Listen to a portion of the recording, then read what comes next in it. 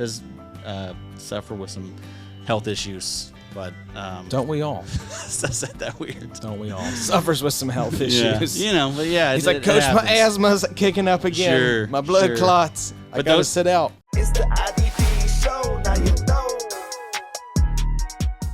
Welcome to the IDP show. I'm your host, Josh Raymer, joined in the Sode Shack tonight, Adam Markham, Bobby Reynolds. Tonight we are talking top Dynasty safeties, boys. We're in that time of the off season where we're talking about the different position groups, who's the best at each position. We've done edge already. We've got linebacker coming up tonight. Safeties get their due, and we're in a pretty good spot as far as safeties go, boys. Lots of good safeties, lots of high-end safeties. That'll be good for a while, I think. But yeah, for the most part, before we get this thing rolling, we're not going to overvalue these safeties, all right? We had to rank them, folks. We have to rank them, but each of these guys is a great sell. Yes. I think we covered that on the last trade show when the guy was talking about he had all these top-flight safeties and DBs, and it's like, sell the big-name guys and just start like Brandon Jones, Right. Yeah, anytime you can probably get like a second is questionable. If you can get a first for any defensive back. Brian Branch and Kyle Hamilton probably the only ones that are tough to in range for that. Kyle Hamilton probably not so much anymore. Yeah. But Brian Branch could bring a first, I think. So I think you definitely got he's a fun player to have though on your team, no doubt. What's y'all's favorite group to talk about? The deep ends, the linebackers. What's your favorite? Edge rusher's pretty fun. Yeah. Probably linebackers. I would say probably DB for me. Oh, there you go. Look at us. Look at us. Look at us. Bobby's going to lead us. Like we tonight. hope. Yeah, Bobo. Bob, We'll let you spearhead it. Probably yeah, not. so what Sell we've them got. all. And this was a episode of the IDP Yes, show. thank you for tuning in. Promo code IDP show. But yes, we're going to talk top 12, and then we're going to do some quick hitters after that. So roughly about like 20 or so safeties on the program tonight for you all. But yeah, like Addy mentioned, we're going to start right here at the top with the number one Dynasty safety, the man of the hour, Brian Branch, 23.8 years old, 16.3 points per game in 2024. That's outrageously good. 13.4 points per game in 2023, I'm guessing, when he was the safety 5. So he jumped up 4 safety spots and jumped up about 3 points per game from 2023 to 2024. So I think Brian Branch did everything that we wanted him to do.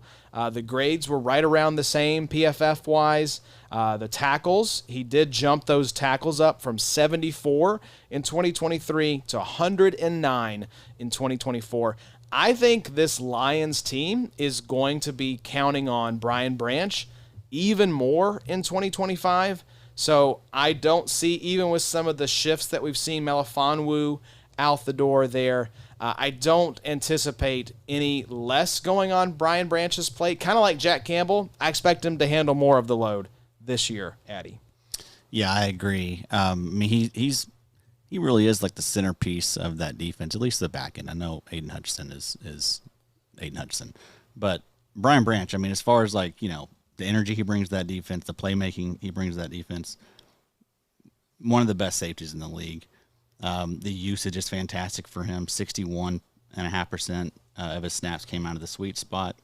That was 25% in the box. That was 30% in the slot, and that was 7% on the defensive line. Yeah, so if you're just joining us, the sweet spot is an Evan Ronda original talking about DL, slot, and box. Those are those that sweet spot that you want the safety to be in for production. Right. You want them close to the ball. So anytime you see that sweet spot percentage north of like 60%, you're really getting into a top-tier safety option. Right. That's where the tackles happen. That's where the big plays typically happen. So that's why we're interested in that type of usage. But, yeah, I mean, as far as his first 2 years, I mean, everything that you could want out of a defensive back. And like we mentioned at the start of this show, he's I think the only safety really worth the first. And in certain leagues, like I would potentially be okay paying that. But if I'm rebuilding now, I don't think that's something that's smart to do is spin your picks in that way. I think he falls into that rare category, Bobo, of safeties that we see go in some of these shallower formats. I think he's one of 4 or 5 safeties in D-Up, for example, that are consistently getting drafted. His ADP 26.11 over there, so basically like a mid-third round pick. He's 35, so end of the third round pick by our ADP, which that's 12-team. D-Up is 10-team.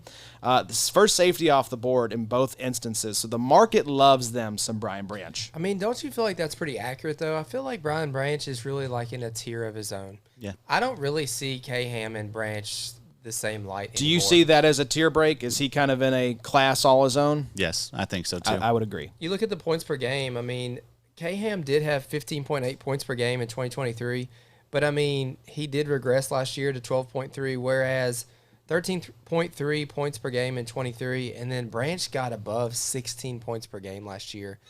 That's rare air. I know we're saying, from the jump, sell your safeties, sell your DBs all the time, but I will say Branch is the one that would be the hardest to sell just because it seems very repeatable for him. Yeah. That's what I said in my notes. DB1 in 2024, it's very hard to do that year over year, but he'd absolutely be the betting favorite. And it's not just because of the tackles. You look at, again, you mentioned the alignment, 61.5% in the sweet spot. He had 13 PDs his rookie season, 16 PDs, passes defended, in 2024, so what is that? Almost 30 passes defended his first 2 seasons, and 7 interceptions plus a touchdown his first 2 seasons. So dude's a playmaker. That's outrageous. He's a ball hawk. The PDs especially. Yes. I mean that says a lot about a defensive back, and that's going to score very well in our scoring. That's right. That we juice PDs to give these defensive backs more appropriate value. And so, those 30 PDs over his first 2 seasons have translated to a lot of points in our scoring system. And there's also no DBs of relevancy that the Lions have brought in either. Right. Whereas with K-Ham, we'll discuss, some competition now for tackles. But Branch is locked in, I think, as the safety one by a far margin to me. Just 24 as well. I mean, that's awesome. We should have another, 8 to 10 years out of him if everything goes well with I think his he's health. going to age well. Me too. I'm kind of also cool with the ambiguity at linebacker there with Detroit. Because Did you see Anzalone said that he's underpaid? I'm like, buddy, the PFF grades, at least early in your career, say that the Lions have rewarded you very handsomely. Right.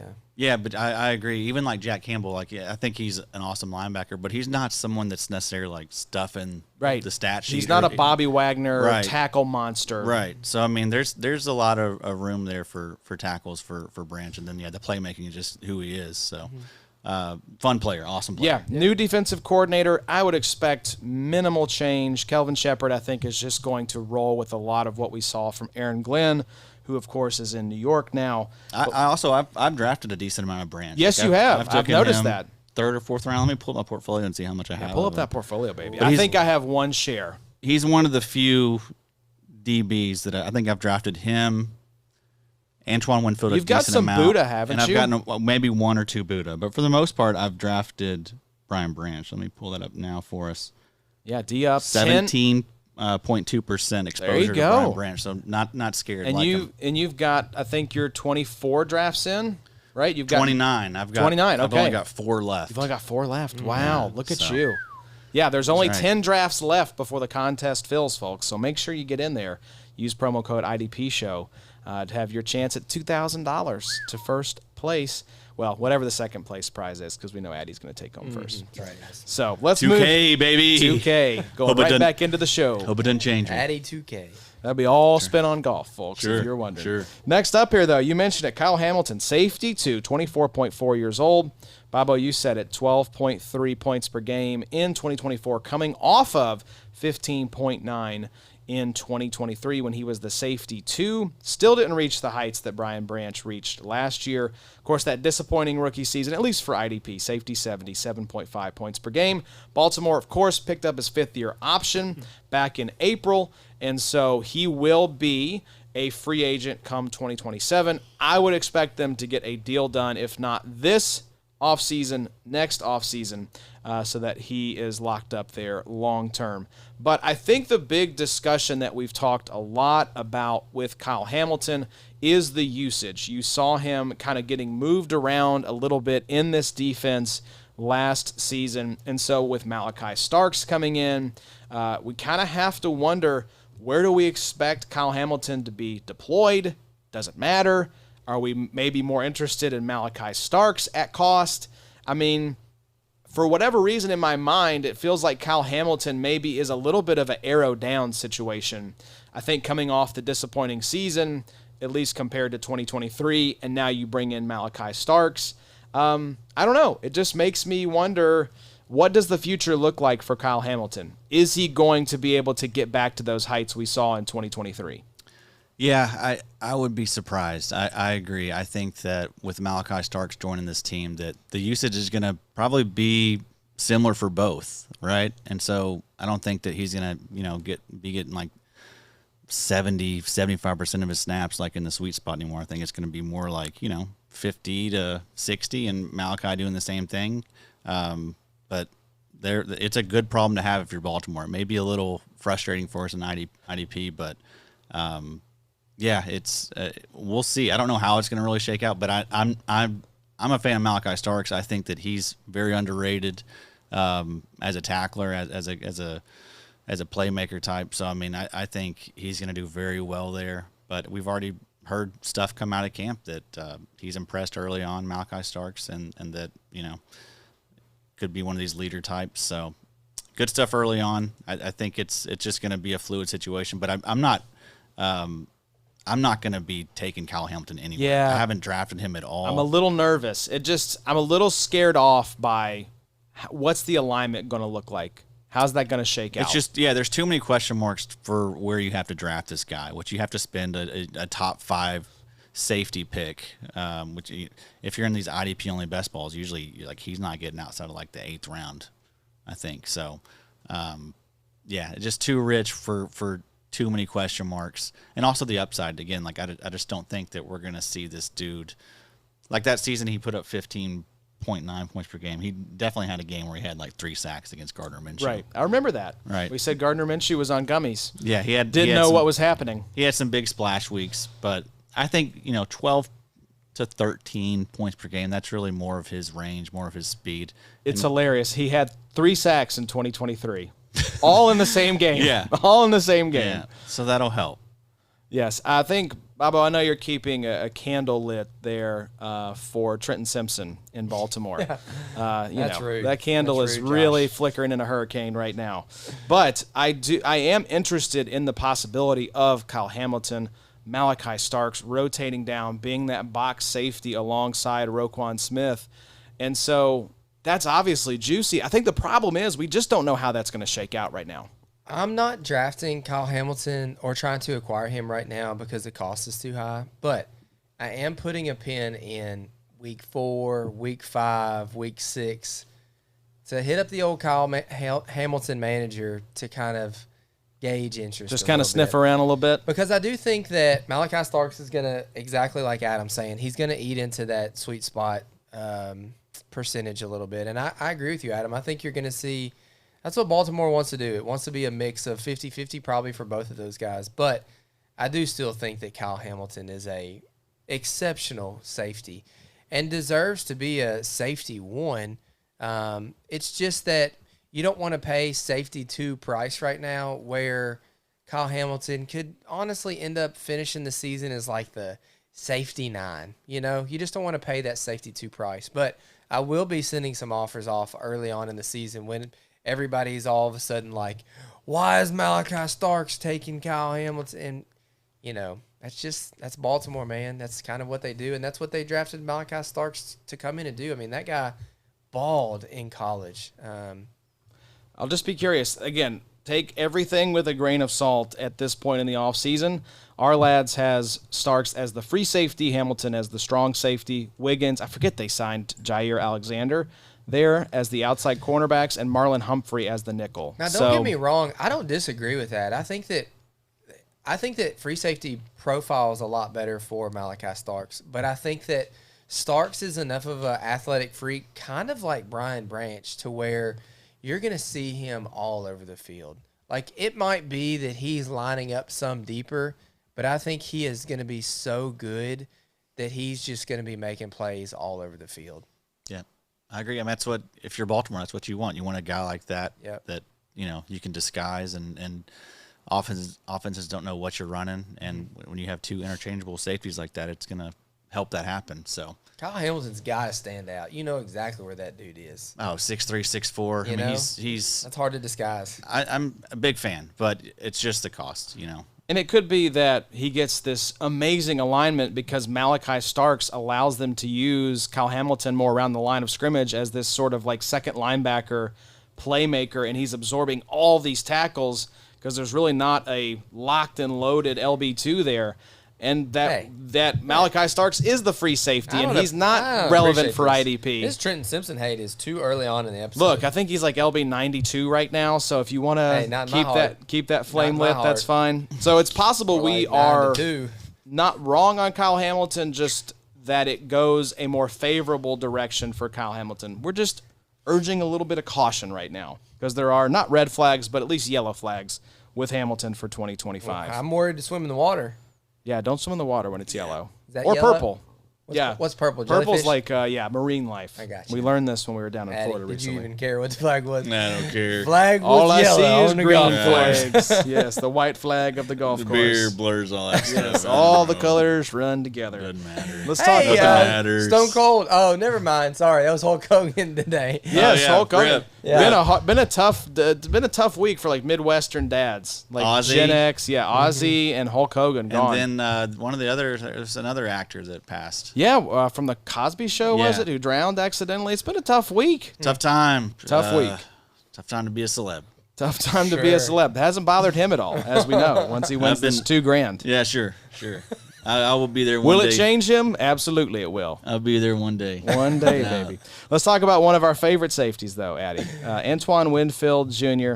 Why don't you give us the rundown on Mr. Winfield? I know you said you've been drafting a little bit of Antoine Winfield Jr. and D-Up. Tell us why.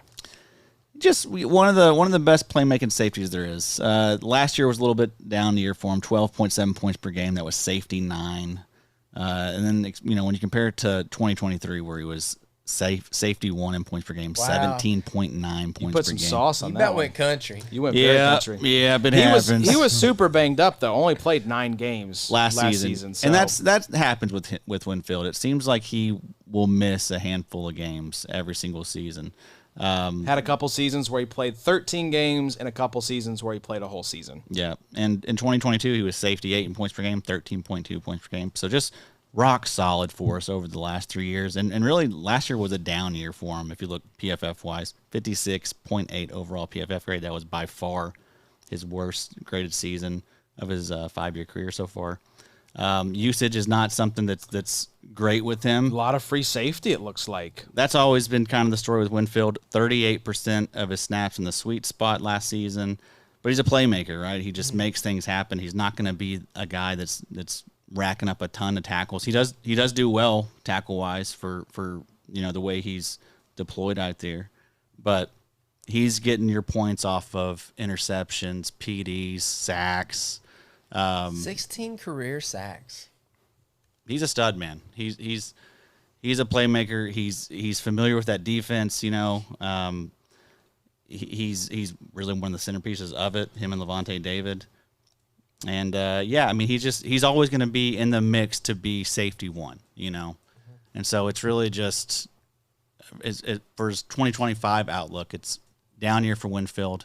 People are kind of letting him be a value again. He's the one I probably like the best for this year on this list. Because it's like, if I can get a little bit of a discount on a guy that we've seen finish as safety 1 on a good defense with a good head coach / defensive play caller that knows how to use this guy, I'm very interested. Like, if there is any opportunity to buy any of these guys, I feel like the Winfield window is maybe a little more open than it's been in the past.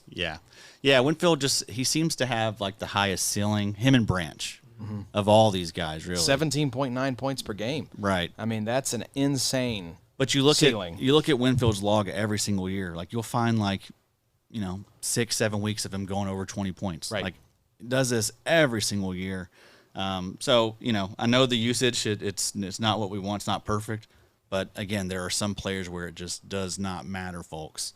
And Antoine Winfield is one of those players. Yeah, 30 PDs, 11 forced fumbles. Like you said, Bobo, 17 sacks for his career, 444 tackles. So, yeah, and again, a lot of that is coming in seasons where he missed multiple games. So, yeah, I think he's just in that playmaker mold. And I think that's hard to quantify.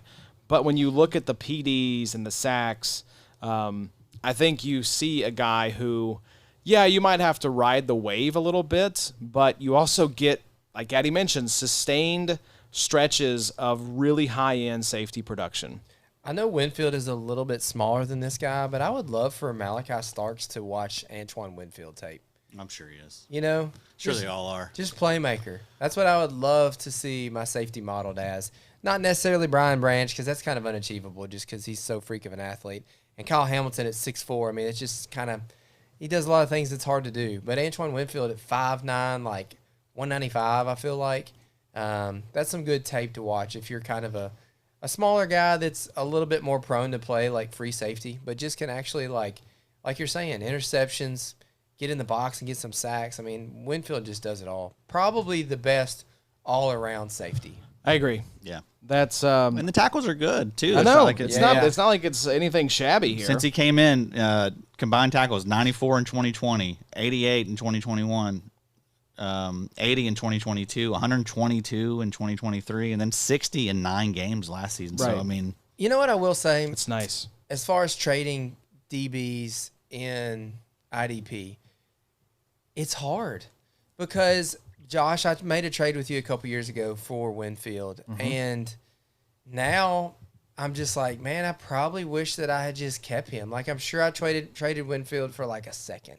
or something, maybe some I'm player. go back and look it up. But I mean, like, it would just be a whole lot nicer now to I just bet be it was like, a nicer haul. It would have been coming off one of those big years, right? yeah, potentially. Or maybe he went back to the pot. Maybe I couldn't afford his extension. I don't remember. But, man, there's just some of these guys you're just like, I'm just going to hold this guy and just ride the cyclical cycle of it. I just want him. Yeah.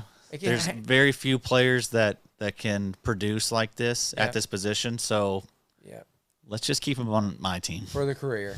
Yeah. Yeah, I mean, because you're going to have some, just like Hamilton, you're going to have some 12.3, game seasons. But then you're going to have some maybe 14, 15 points per game seasons. Like, it's a little bit up and down. You find anything out? I couldn't Josh? find it. No, Okay, yeah. It's too cluttered. Far. RSO's too far back. Too far gone. It's the history's hard to find at this point. I gotcha. But another guy. History is Very hard to true. find. That is true. History is I like hard that. to find. Hey, if we were all celebrities, who would we be? I've got Adam. Adam. Really quickly, when you were talking a minute ago, a lot of Jack Nicholson out of Adam. Oh, wow. A lot of Jackie. All right. Yeah. Well, I don't know if that's. I like it. I think it's both. He's cool. He's kind of cool vibe. Yeah, he's Yeah. a A little very cool dangerous. vibe. Definitely Yeah. like the most insane person in the room. Absolutely. I think at all times. Sunglasses Absolutely. inside. Yeah. Yes. It's always sick. That's a Compliment. vibe. It's a compliment. It's a compliment. Thank you. Big Nicholson guy. Thank you. I Josh, think yeah. you're like a George Clooney type. Okay, sure. Very easy on Very the eyes. handsome. Sure, I was going to say Sure. Brad sure. Pitt. So Oh, another okay. heartthrob. Hey, Just hey. a mix of those two. Just a Blushing. mix. Blushing. I don't know who Josh I've always would be. said I'm like a Adam Scott, kind of nerdy. I don't know who Adam Scott is. From Parks and Rec. Oh, yeah. Okay. I've always okay. said his character Yeah, you on that could- show yeah. is probably You the could pull that off. closest to me because he's like Cones of Dunshire On a and sick like day, Calzone. Josh is making claymations in Yes, his, yes, in his exactly. I pajamas. see like a Little- Brett Gelman in you. I don't know who that is, Adam, and I don't appreciate that. It's like I see you as sort That's of a Shane Gillis derogatory. type. Lord have mercy. Well, who amongst us is the Derwin James type? That's what we need to figure out, boys. Excited for you to Google Brett I'm Gelman not after going the to do show. that. I'm Do not it. going to do that. Do it. Throw it to Adam. I'm going to Google it while you're talking here, telling us about Derwin James, Los Angeles Chargers, 29 years old. Claxton is your safety for. We should mention these are pulled from Adam's Dynasty rankings, which you can access at theidpshow.com. $5 a month will get you these beautiful ranks. Fresh coats all the Fresh time. coats. Yeah, you just updated the best ball ranks I saw on the 22nd. So there you go. A couple days ago. Good little T-shirt logo. That is good. Fresh coats. Fresh coats. That works. ranks. That works We're for gonna do something. Like that. something. Y'all wait. COTES. Just wait. So yes, 13.2 points per game in 2024. That was safety 3, safety 7 in 2023. 13.3. So about the same output. His best season in recent memory was 2022. 15.1 points per game. Now he did have his lowest tackle total in 2024, in which he played a full season. But he did notch 5.5 sacks, which was a career high. I think probably helped in part by a 75% sweet spot alignment.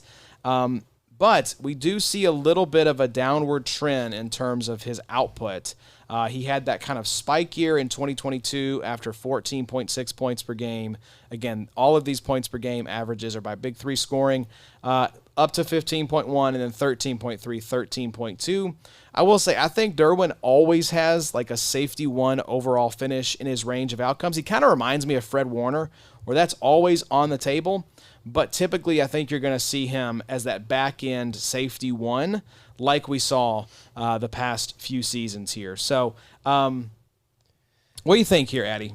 Derwin James just kind of feels like what should our expectations be for this guy at this point? I think what we've seen, I think he's going to be in this 13 to 15 point per game range. He's going to age very well. He's going to be 33, 34. We're going to be talking about him like we do Harrison Smith. I think he's good.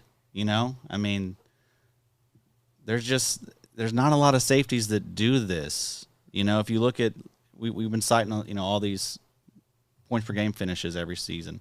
Safety 3, safety 7, safety 1 the last 3 years in points per game. Points per game. You're pulling points per game. I was like, I have him as the safety 9, but that was in terms of total points. Right. Yeah. So he does miss some games. Yes, he does. He's struggled with health. But he's got that more on track as he's gotten older. Mm-hmm. And you see that a lot with players. Something to remember, folks. Like you see that a lot with guys. They their bodies develop. They're grown men. Like they know how to hit, where to be. Well, and you get a coaching upgrade in there, right, in terms of Harbaugh, along with Jesse Minter, his DC from Michigan. So I think this is a defensive coordinator that knows. I mean, I remember Harbaugh during training camp pointing players in the direction of Derwin James. Coach, can we wear hoodies during meetings? Just look at what Derwin James is doing. Is he wearing a hoodie? No? Okay, then the answer is no. Yeah. So, like, this guy is clearly sort of the alpha personality for this defense. He really has. He's been the only guy there. Right. For the long term. Like Joey Bosa's gone now. Right. It's really, I went back and looked. It was funny. I was looking at some of the earliest website posts that we had from 2021, I think. And we did like top 12 dynasty safeties. And Derwin James and Budda Baker, I think, were the only two on that list that are still inside the top 12. So not a lot of longevity, a lot of turnover year over year, but Derwin's still doing the damn thing, Bobo. Yeah, Derwin kind of fits that mold like I was talking about with Antoine Winfield of you were smart to have just held Derwin. Like if somebody came and gave you a lot, I can see moving off for him. But, you don't trade, you don't trade even when it comes to a situation like this or try to go find the next Derwin because, safety 1, safety 7, safety 3, I mean, that's fun the last couple of years. That's pretty locked and loaded, pretty in. I will say, though, coming off of his lowest tackle season in 2024, it's kind of odd, right? Because if he played basically 75% in the sweet spot, I know Deion Henley had almost 150 total tackles last year, but you would have really thought with the ambiguity at LB2, Denzel Perryman didn't play very well. Junior Colson was hurt all year. You would think that Derwin would have had quite a few more tackles last year. But anyways, just something for you to chew on. Yeah, I think the sacks definitely ticked up. I think that was a beneficiary of that alignment. But maybe we can look at that as an outlier season tackle-wise, and the tackles will, get more in line with what we've seen his entire career. But, yeah, awesome option. I mean, PFF grades have always been really, really good for him. And then he's 29. Again, like he's going to still give you, I think, 3 or 4 solid seasons, as a top 12 safety. So yeah, I was looking at the rest of his career. When he's played close to a full season, that probably averages out to about 110 tackles a season. So 93 was significantly below his career average for a full season. So we could easily see that tick back up. Yeah. Because, yeah, I think we all expect maybe Junior Colson to step into that LB2 role. So what does that do with Derwin's alignment? Does he still get that sort of sweet spot percentage? But, as far as the DB options, I don't think there's anyone that's come into that DB room to scare me off of Derwin getting this sort of 75, 60 to 75+% alignment. Does in the Derwin sweet still spot. have overall safety one potential? Oh yeah. I think so. yeah. I think all of these guys up through I think probably all these guys we're going to talk about tonight have that in their range of outcomes, but definitely these top 6 guys that we're Yeah. going to talk about. Yeah. I think so. Because the next guy on the list was pretty damn close to being able to do that last year. Had a career renaissance with the Arizona Cardinals. Budda Baker, 29.6 years old. Had trended down a little bit over the last 2 years, 11.9 points per game. That was safety 18 by points per game. And then 2023, safety 44, 9.2 points per game. We're like, what the hell's going on with Budda Baker? Well, if you bought the dip, you benefited very much so. 14.3 points per game on the back of an outrageous tackle total, the highest of his career, 164 combined tackles for Budda Baker. Next closest was 147. We've always been fans of Budda Baker going back to the very first season of this podcast, which we just celebrated our 6-year anniversary. Happy anniversary, boys. Thank you all for rocking with us for 6 years. But we've loved Budda Baker from the start. I don't know that I ever saw Budda Baker damn near being the tackle leader in this range of outcomes for this guy, Addy. Not just kind of out of nowhere like that, Coming off of some down seasons, too. Yeah, right. But, 87 tackles the year before. Now, only did play 12 games, but still. 111, 98, 118 before that. And then out of nowhere, 164?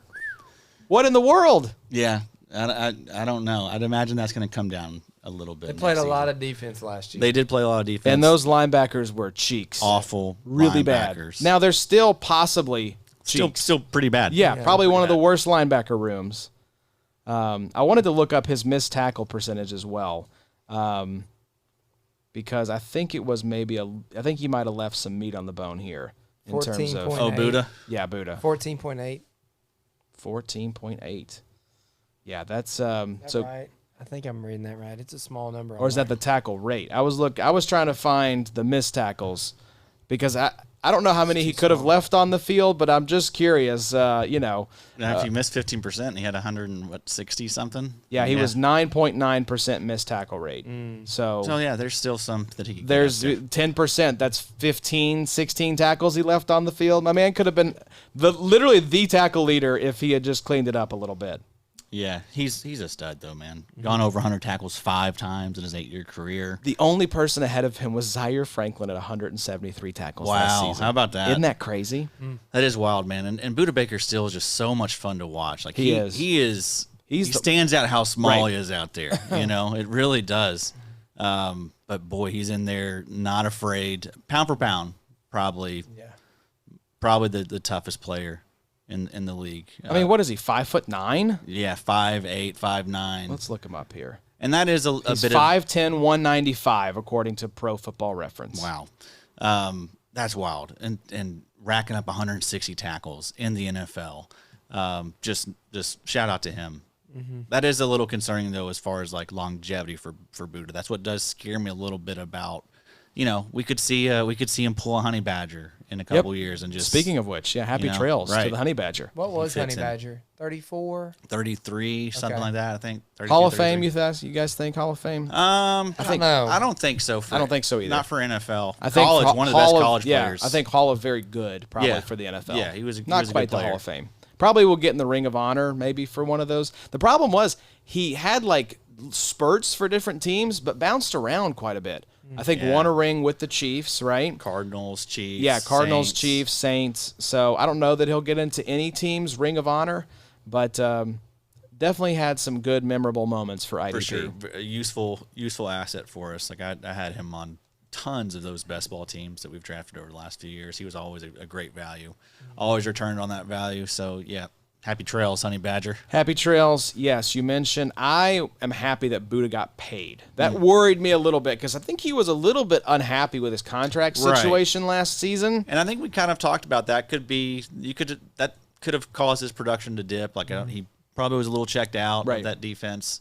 But yeah, it was 3-year, $54 million contract extension in December. Yeah, they won't have an out until 2027. That's good for him. That's security, Bobo. You like that? You think they could trade him? I imagine they could, yeah, at some point. Approaching age 30, smaller guy. We've talked about it. How many teams want a safety averaging $18 million a year? Once they have an out, though, I think that he's a cut candidate. Because, 2027, when they have the out, he'll be 31.6 years old. Right. So pushing 32. And I don't know. Does he strike you as the type that's going to age really well? I mean, throwing his body around to the tune of 164 tackles? I worry about him aging, yep. So, with Derwin, you have this, he's built to handle the load, same like Harrison Smith, like those types. But Budda Baker is very, very small. Tackling people 160 times. This is interesting. Not great. Linebackers, step the hell up in Arizona so we can have Budda for longer, please. Come on, Davis Gaither. This is interesting who you have him beside in the ranks, Adam. So in Dynasty, you want Budda or Devon Witherspoon? Oh, man. Look at you. I don't have to choose. Usually got them everywhere, folks. I think you do have both of them, don't you? In our main league. You have Budda. Do you have with him Spoon in the XFFL? But I mean, you monster. I have a different question for you. Probably Witham Spoon, I guess. If we're talking like Witham Spoon's a cornerback. Okay. Yeah. But if it's sleeper, I'll still ride out Budda, I think. Well, you have Budda ahead. I mean, one spot ahead of Witherspoon, so they're close enough. Joshy, in Dynasty, you want Budda Baker or Cooper DeJean at cornerback? Oh man, probably Cooper DeJean. Okay. Getting a little bit of a look at safety from the Eagles camp we're hearing, so that'll be curious. I do worry about regression hitting Budda Baker, especially if the linebackers are even like marginally better in front of him. And I mean, 164 tackles, number 2 overall in the NFL. The only direction really to go as a DB is down. If this was a Zaire Franklin or one of those kind of, Bobby Wagner type of linebackers that are just consistently putting up like 150 tackles, I wouldn't be worried about it. But the career output for Budda Baker up to that point was nowhere near this. So that does worry me a little bit for his 2025 outlook. He's probably being a little bit overdrafted right now. I wanted to see where he was going. He is actually being drafted in D-Up. He is the 54th player off the board. That's so fine. People are taking him there at the end of the 6th round. And another thing with Budda, like he's not really one of these types that gets a lot of extra big plays. His production really does come off tackles. He's been in the league since 2017. Looks like PDs. He has 39 PDs since then. Just 9.5 sacks. 9.5 sacks. Not a big sack guy. Interceptions. It was a few years in the league before he got his first interception. I remember that. Yeah, it was 2020 before he got his first interception. His 4th year in the league at that point. 4th year in the league. Yep. So just not one of these guys that is that's gotta getting the big plays fall as a safety. Yeah, I would think so. A couple years to get it. Yeah, how do you not just have one tip into your hands by accident, Yeah. But I will say that the sweet spot alignment, 57%. You saw that was slot percentage 15.5. DL was 2%. So yeah, good usage there. Box 39.6%. Probably some of the better usage of his career. Like really, Budda, same thing as like Winfield. Those guys always were like more like free safety early on in their career, but they always had a knack of getting to the ball, and it didn't really matter that how they were lined up. But Budda was really like one of the first examples of that. I remember citing that often about how we do care about usage, but also usage doesn't really matter for some of these guys. Right, some of these guys break the mold, and you got to realize who that is and.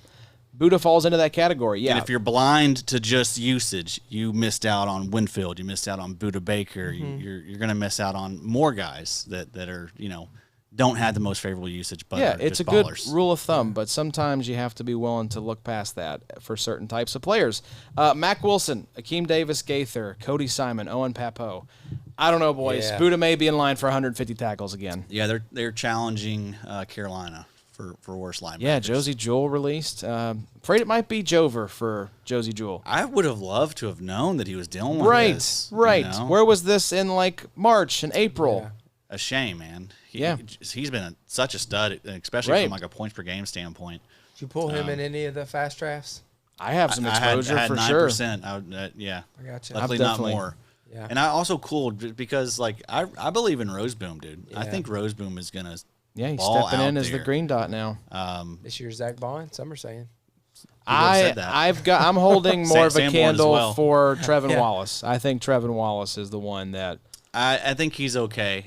I'm just. I think we this- haven't seen it yet, so that scares me a little bit. And Yeah. and the ADPs are going to be very similar. I just feel like Roseboom. Everything I've been reading is that he's come in and made a really good impression. so he could just be Josie Jewell I kind of 2.0, so. right? Look at how he finished last season. Like his log was very, very good, very healthy. Like was a top 25 linebacker to finish the year last season. So yeah, I mean, I think we could see more of the same. Like that defense is going to be out there quite a bit. Like he knows how to eat tackles. I That's think what we're the looking defense for. is going to stink. I think it's going to be bad, dude. pretty like bottom 10 once again in Yep. pretty much every metric. They've tried to improve it, but there's still just not a lot of They talent there. overpaid for a lot of just Weird Yeah, positions. Wharton and DJ Jones. Moerig. We'll talk about him later. Yeah. But they shelled out some money to these guys. Yeah, it's just a weird. Or was it? Did they get Pat Jones? Pat got 2 Jones. years. That's what I I'm like. thinking of. I like that signing, but man, they gave and I like J.C. Horn, but they gave him a ton of money. Paid him a lot. They just got a lot of money invested in guys like Moerig, Horn, Wharton. Just when you play Derek the free Brown. when you play Derek the free Brown. agent game of like we're going to build our defense through free agent, you're going to pay like 120% Right. sticker price. People don't want to go there. I do like Scorton quite a bit this year. We'll see what he does. And then what's the other guy's name? Princely yeah. Umamiela. Yeah.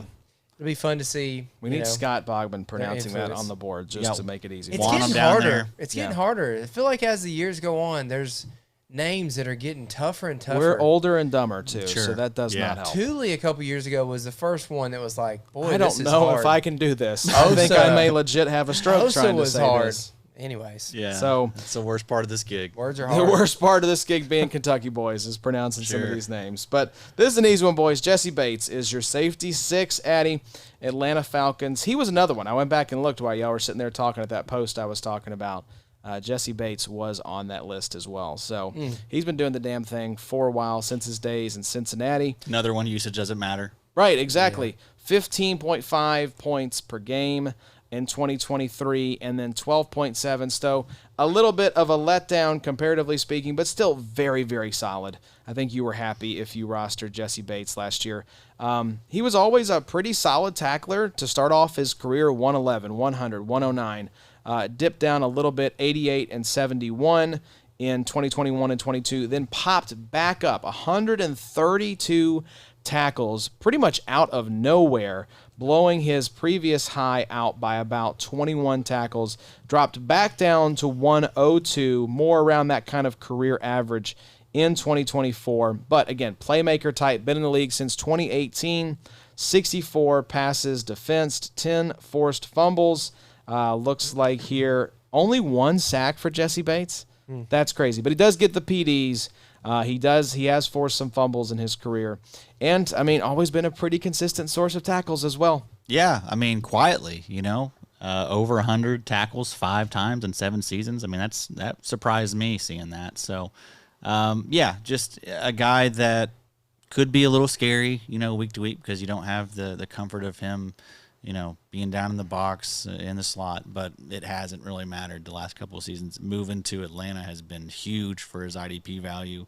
It's still a defense that it needs playmakers. That stinks. It stinks. So, I mean, I think the tackles, I feel like we're going to see another season over 100 tackles. And then, I mean, we want to fade these big interception years all the time, but, like, some of these guys just keep making it happen. And Jessie Bates has the ability to, crib some of these. So just a great option. He's someone, like, I definitely want as, like, my safety too, but I'm not going to cry if he's my safety one, Yeah, I was going to say, I'm pretty sure he is getting drafted. Let's see if he actually cracks the top 60. No, he is just outside the top 60. So not one of the only safeties. Should be drafted, though. I mean, like, he belongs. Like, he should be, like, with Budda Baker, he should be right there with ADP because, I mean, he has massive spike weeks every single season, too. Yeah, let's see where he actually ended up because there were only 4 safeties, I think, that actually cracked the top 60. Yeah, he is at 3% ownership right now in D-Up. It's a little edge for you there. Yeah, if you want to go DB. What's Budda at? Can you? So, yeah, Budda is sitting here. He is 54 overall, sitting at 74%. So Jessie Bates. Ownership. Jessie Bates is a sneaky little move. That's like the arbitrage play of, Yeah. like, just capture that upside, 71% less ownership across the board. Yeah. For Bates. Folks, I did draft Jack Sanborn today. Agent Yes. Sanborn. There you go. The first person to draft him. I in think the you tournament. were, weren't you? Is his believe ownership was at 0 before that? I believe so. So yeah, he's at 1% now. That 1% being you. So there you go. But I he's love wearing it. the green dot. I love it. You know, I mean, he's been super efficient with the tackles every time he's gotten a chance. I will say, very fun episode of the Athletic Football Show I was listening to earlier this week. They said, what are the 2025 version of 2024 stories? And their first one was, who is 2025's Zach Bond? Wow. And I think it was maybe Derek said, yeah, it's going to be Jack Sanborn. Wow, dude. Yeah. So I love it. I'll mention that here in just a second. Another kind of, I love when just normal NFL analysts talk about defensive players because it kind of gets us out of like what we're looking at as like alignment and production and points and stuff like this, like number of tackles for linebackers. Like how good actually are these players? How do they fit with their new defensive coordinators? What's this change of scenery going to do for them? And I could not be higher on Jack Sanborn. Yeah. I think he is the linebacker you want in Dallas. Yeah, it's a perfect setup for him. You know, bad linebackers around him. Overshown is. We'll see if he comes back. I don't know that he's going to play this year. Familiarity with the defensive coordinator. Good job. Good job by me. Good job by you. Let's talk about this next guy, though, because Jessie Bates, I agree. I think he's a great arbitrage play. If you're after Budda Baker, just draft Jessie Bates instead and give yourself a little edge in some of these contests. But, Bobo, I am like, more I dug into Nick Emmanwori, safety, Seattle Seahawks, rookie, 21.5 years old. I would not be surprised if he was top 3 safety for us in this exercise next offseason.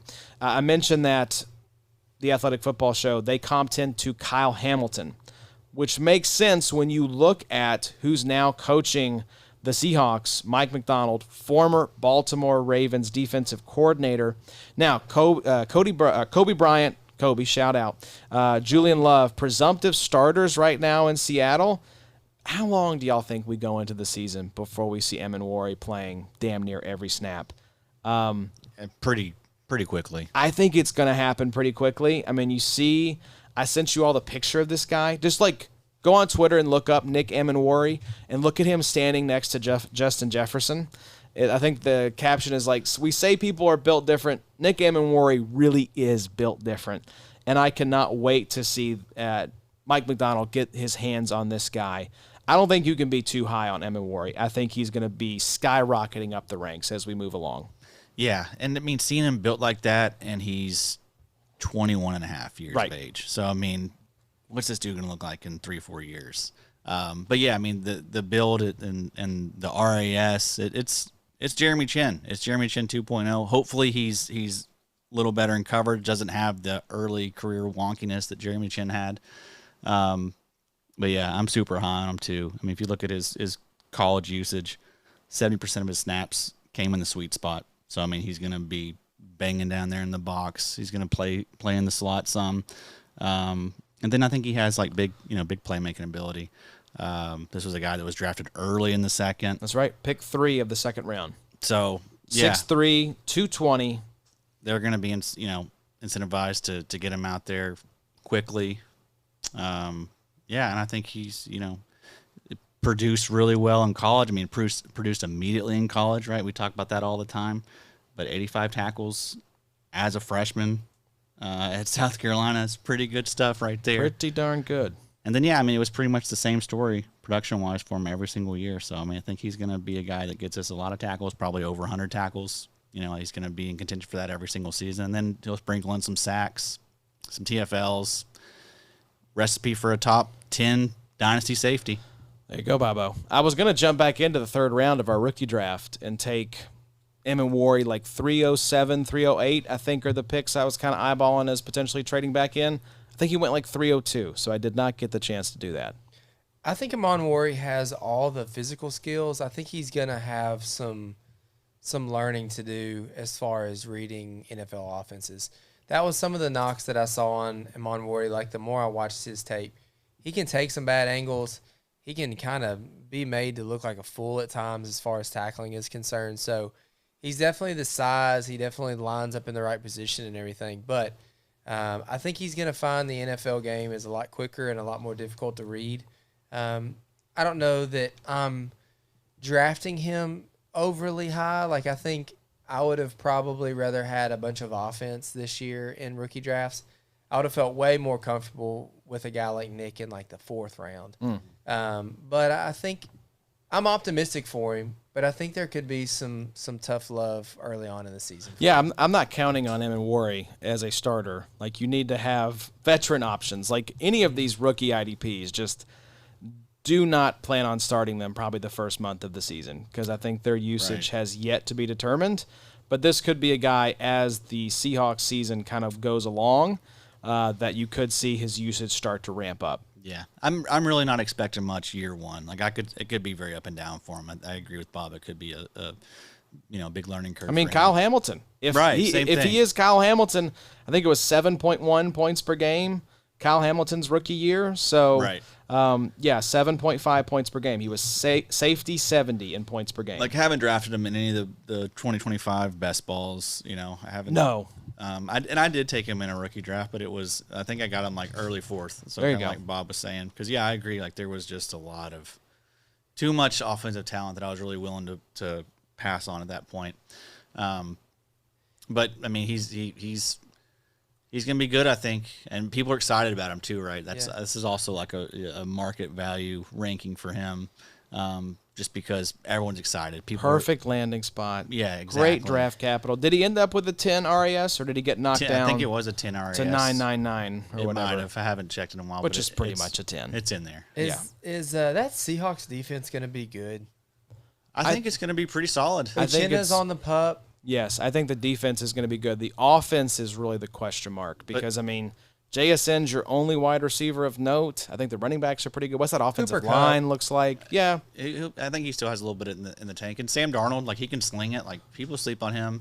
I think Darnold could be pretty good there. I just I don't know how agree. much they're going to throw the ball. I agree. But, yeah, I think that defense is good. Like, if you look at, like, pressure, like that was one of the best teams at getting pressure. Yeah. So that's a good defensive line. And then, like, Byron Murphy, I think we see him take a pretty large step. I've been drafting him in a decent amount of these best balls late.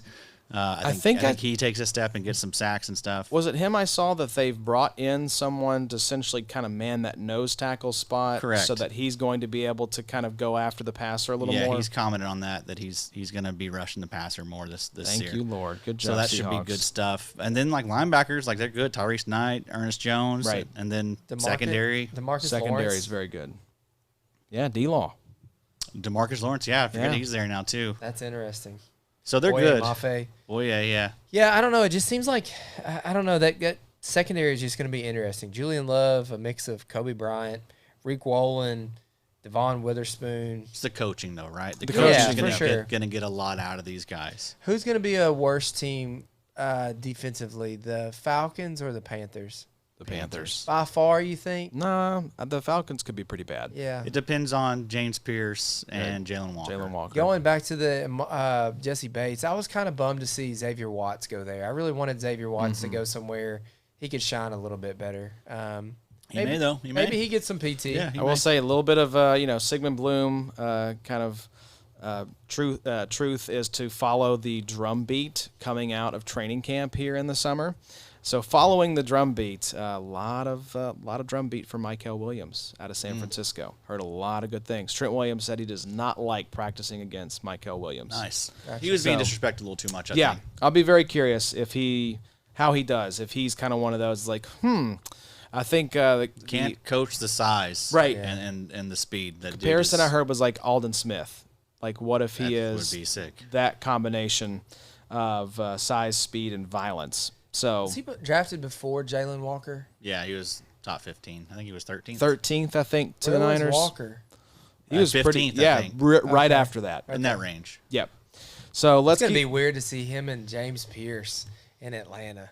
What if that? They're what does counting that on a look lot like? from 2 rookie edge rushers. I saw where Troy Anderson's on PUP for Yeah. whatever reason. So Devon Diablo could be another one of these guys. Arrow up. Yeah. That could really smash his ADP this season. I've always liked Diablo. I just thought Yeah, the name is Double top-tier D. name. Yeah, it keeps him in the mix. But he signed for a good little deal, didn't he? That was made the years. Kinda It was like surprising. 2 years, 15 at least, something Yeah. like that. So It was a good chunk of change. So, and Anderson just, God love him, just can't stay healthy. cannot stay healthy. Also saw where Drew Sanders was getting a little bit of hype. Yeah, I saw that too. Oh, is that right? We'll see, man. Okay. Make sure you're checking out the IDP Minute on Yeah. Twitter. Jeff Pomazal is combing through all the training camp reports to keep you up to date on what's happening. So if you're like, what happened today in training camp for my favorite IDPs, just go over to our Twitter account and check that Shout out. out, Jeff. That's Yeah. so valuable. Doing the Lord's work. Absolutely. Tyler Nubin was doing the Lord's work for IDP managers in 2024. Had a nice little rookie season. 24.1 years old. He was 9.6 points per game, 52% of his snaps in the sweet spot. He finished with some pretty decent PFF grades, all things considered, 65.6 overall, tackle grade 79.4, and run defense 76. And yeah, he had, looks like 98 combined tackles across just 13 games. Because he missed a little chunk of the season there. Was that late in the year that He got Nubin banged was up. out? Yes. So, Ankle injury, I believe, but good to go now. get you Nubin, I'm kind of interested in. Yeah, I I think think he's those good. linebackers are, not terrible, but a little bit dicey in front of them. It's still somehow Micah McFadden, I think, right? Yeah. And alongside Bobby Okereke. And they brought in Javon Holland, so I mean, Right. You would kind of think that maybe Holland's more the deep safety. I don't know. Both those guys, it's very similar to Baltimore. I think both those guys can do a lot of different things. Drew Phillips. And Holland and Drew Phillips, dog. Yeah. Dog. Absolute dog. Have added him everywhere this offseason. That's a name to put a plug in. That's really the new move for me. I'm not really Put a so pin in. Put a plug. Or if we're putting a plug in something, put something in it. put All right. something in there. Pin, plug, whatever the hell floats your boat. That's been my new thing though lately. In my Putting a plug in. in my dynasty leagues. I'm not really so worried about like these back end safeties, these questionable safeties. I'm looking for these slot corners that no one is paying attention to. Like I've added These slot dogs? these slot dogs. I love it. I've gotten Drew Phillips. I've gotten tons of Mike Sanders still. He's still out there for some reason. Theo Jackson's a guy I know where I switched over to safety again. But again, there's these slot corners and these slept on safeties, man. It's abundant out there for you. Quentin Lake. That's really Quentin Lake. Truly, I mean, he's I'm sure he's out there on waivers. Yep. Like that's why we don't overvalue these guys because you really can farm it. Yeah, I was looking to see. They have Nubin slotted in. Strong safety, Javon Holland. Free safety, Drew Phillips, nickelback. And behind him, one of my favorite names, Cordell Flott. Yeah. Sounds like just a robot name from Star Wars or something. DRU Phillips, in case you're looking Yes, him up. D-Ru. Yes. D-Ru. That'll throw you for a loop. I do like Nubin, though, again, because it is Micah McFadden and Bobby Okereke in front of this guy. So I think he's just a good safety. He is. He's I think- he's solid. He's going to make plays. He's a solid tackler. Usage could be better in year two. Yep. 24.1 years of age. So Just 39.2% in the box last year. I could see that tick up slightly. Again, linebackers in front of him, nothing to write home about. You have Javon Holland there now to kind of man the backside of the defense. So I think this Giants defense could be sneaky top 5, top 10 unit. I agree. Pass rush galore. Linebackers are fine enough, and then secondary's pretty Scrappy, good now, pretty man. good. Javon Holland, I think, was one of the more underrated signings. I think he's going to have kind of a career revitalization there. yeah, in New York. 3 years, $45 million for him, I think. So I thought that was a good deal. Very good deal. But yeah, that's they also brought in was it Paulson Adebo? Paulson Adebo, yes, sir. So yeah, good things going on there on defense at least. Yeah, the offense is going to suck major ass, but Malik Neighbors, what was it? He has kind Type of lingering now. toe issue that he's Yeah. been dealing with since college. Yeah, Doesn't so seem great, but he not great. been crushing it though. Apparently, I think it's probably Halloween before Jackson Dart is starting.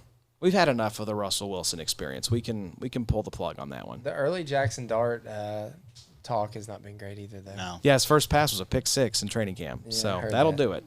That'll do it for you. It's over. See it. It's Jover. Sorry, Jackson. Jackson Fart. Jackson Fart. That's a good All right, next up here, we've mentioned that. him a little bit. Malaki Starks, Yeah. first round pick of the Baltimore Ravens. Doesn't this just feel like the type of player that's going to be good?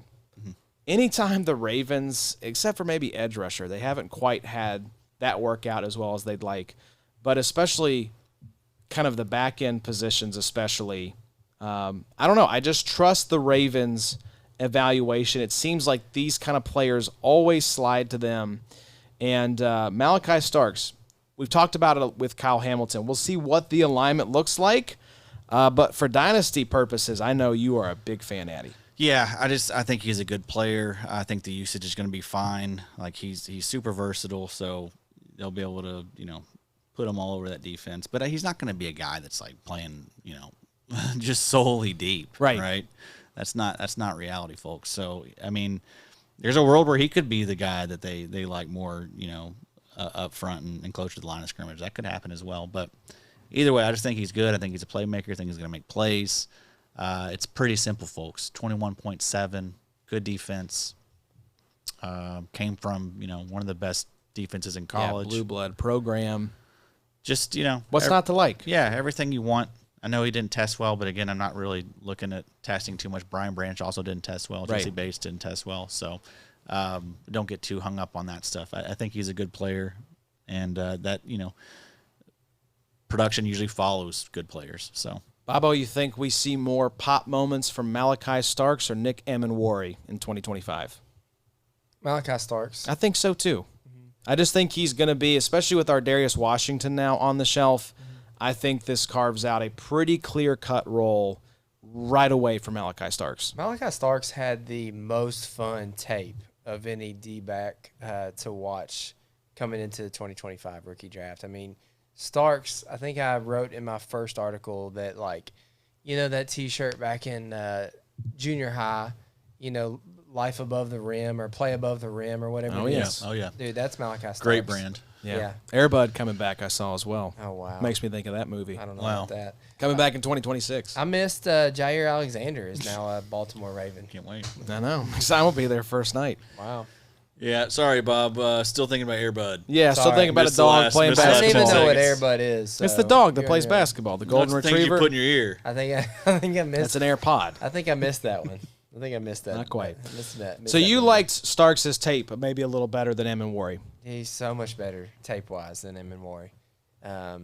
Rarely in the wrong spot, makes all the plays. And honestly, the plays are just freakish.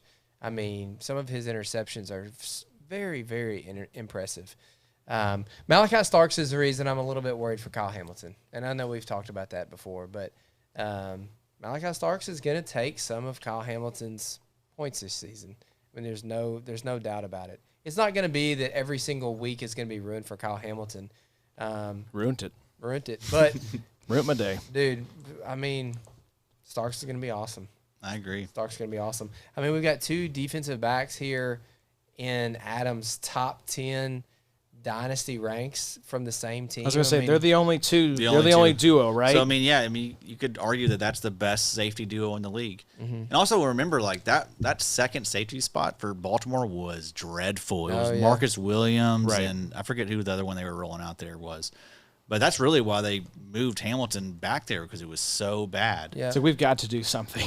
So I mean, We are drowning. yeah. So I think he's going to be such a spark plug for the defense and just what they need. So That's a great secondary. So you got Nate Wiggins, Mm-hmm. Kyle Hamilton, Malaki Starks, Jair Alexander, Marlon Humphrey. Now's the year, Baltimore. pretty good. Win the Yikes. damn Super Bowl. Like, Pretty good. let's go. You got no excuses. You got an MVP at quarterback and an awesome defense. Like, let's do you got it. DPOY and Kyle Van Noy. How much PT is Mike Green going to get this year? Probably a lot. Decent amount, I would think. Probably a lot. Saw they finally got him signed. Who's going to be the rookie edge that gets the most snaps? Ezeraku could be in line for a lot in Dallas. I still think Abdul Carter probably. Yeah. We'll see. Yeah, because He's getting 60. no, you know who it's going to be? It's going to be the Falcons boys. Could be. They're going to Maybe. be getting probably Pierce. 70+%, both of them, if they can handle it. I mean, especially when you trade a future first to come back in and get Pierce. I mean, I think both those boys are going to play a lot. Yeah. I think Mike Green's going to play a lot this year, though. I think you're I right. think a could. lot of these rookies could step right into some good roles. Yeah, they If we shouldn't can have- get Shamar Stewart signed, maybe he plays a lot because Trey Hendrickson's pissed off. Yeah. Are y'all worried about Hendrickson? I haven't been drafting Hendrickson. I will I say am worried about him. I don't think he's going to pull Le'Veon Bell and sit out. Yeah. Players, unfortunately, because of the way the CBA is written, do not have leverage in these situations. If he misses games, he does not get paid. And he's on a pretty decent salary. That's not what he deserves, but Still it's not 20 like million, he's right? Right. It's not like he's making a rookie salary or something like that. He'd be costing himself multiple millions of dollars if he sits out.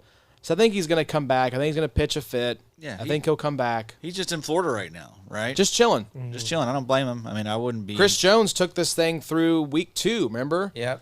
He was sitting in the owner's suite the first week, and they were like, "Dear God, get Chris Jones back Yeah. out there right now." There They was did. zero pass rush. Right. Absolutely no defensive line. Yeah, that'll get that done quickly if that's the case. If he takes us into the You season. know, watching that game, he's just sitting up there. He's like, "Oh, I'm making so much. This Every is snap awesome. that goes by, he's making another like 50 to 100K." Hey, did you see that sack? I didn't either. I want to give a quick shout out, real quick, boys, to Jeremy, our newest paid subscriber, annual subscriber. go. Shout out, Jeremy. I bring this up. The source for this one, ChatGPT. So, Wow. boys, we are on the. That's our second paid supporter coming from ChatGPT. I don't trust so it. thank you to our AI overlords. I don't trust it. AI. For the supports. Love Allen Iverson. Future. I did love the Bills did That's this. the answer. That's the answer. It is. But yeah, he did the schedule reveal for the Bills. Yeah. That was a good one. I enjoyed that. Who did one. this? Allen Iverson. Allen Iverson did the Oh, yeah, schedule yeah, reveal. yeah, 'Cause yeah, they're like, we should that's have AI do it. And he's like, why am I doing this, man? That's right. And he just held up a picture of the schedule. And he's like, there it is. All right, I'm done. AI was so good. I love Allen Iverson. He was so good. Speaking of pound for pound. Yeah. right. It's AI. Talk about like the best basketball. You know, like man. NBA wise, you had so many people under the radar. Anthony Hardaway, I saw a pair of pennies today. Did y'all have the pennies? That goated. Gosh, dude. Adam was a Shoes. big That was fan. Little Penny. My best Christmas ever was getting the penny twos. I had the white ones. I always wanted the black ones too, but I had the white With the ones blue? with the blue bubble? lines, the blue bubble. Goat shoes. Dude, Those I were wish I sweet. still had a pair. I'm gonna get on eBay. Every while we're looking. pair of penny that Penny put out was pretty good. The one I remember big Penny being fan. crazy was Gary Payton's, the glove, where it Oh, actually yeah. zipped up. Shoes were It had so like a good cover. back then, man. For sure. Oh, man, yeah.